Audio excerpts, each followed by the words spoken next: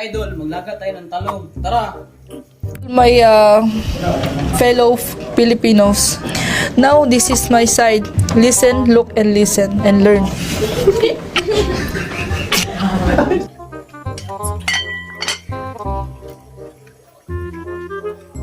Bakit hindi masigo ito?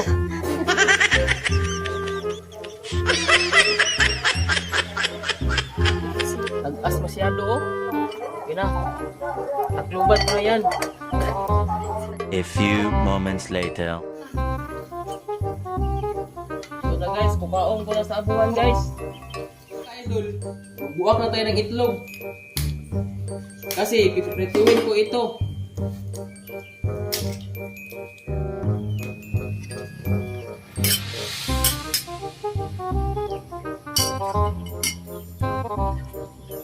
Ayan guys, magluluto naman tayo ng itlog. Okay. Ayan guys, oh. One eternity later. Ito na guys, maglagay muna ako ng ginamos guys. Sarap-sarap na ginamos. Sarap. Sarap. Sarap.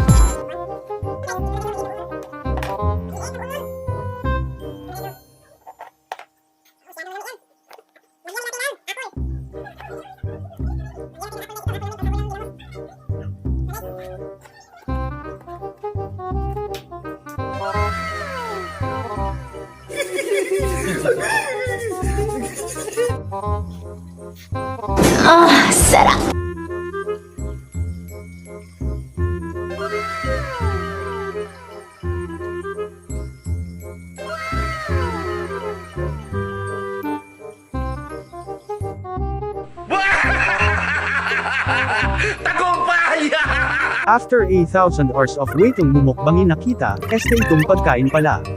May kwento ko lang guys, ang recipe na ginamit ko sa pagkain ito ay galing pa sa Cusinero ni Lapu-Lapu.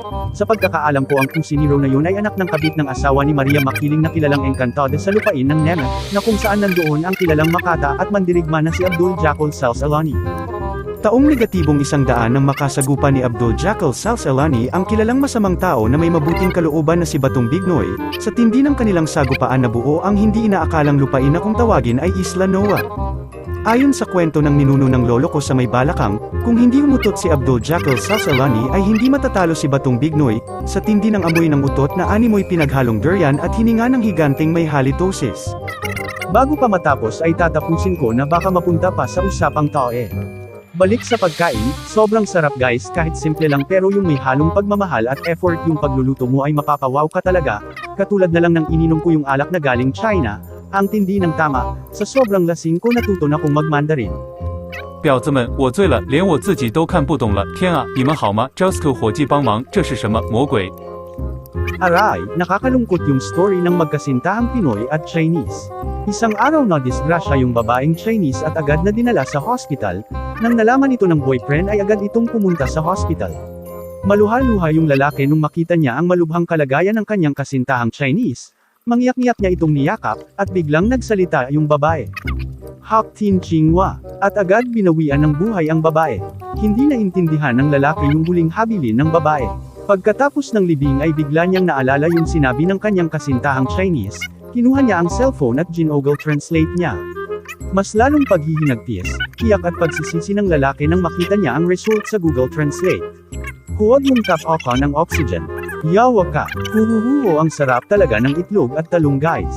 At dahil dyan kakantahan ko muna kayo guys, kung di nyo natanong magaling talaga akong kumanta nung di pa ako nalipasan ng gutom.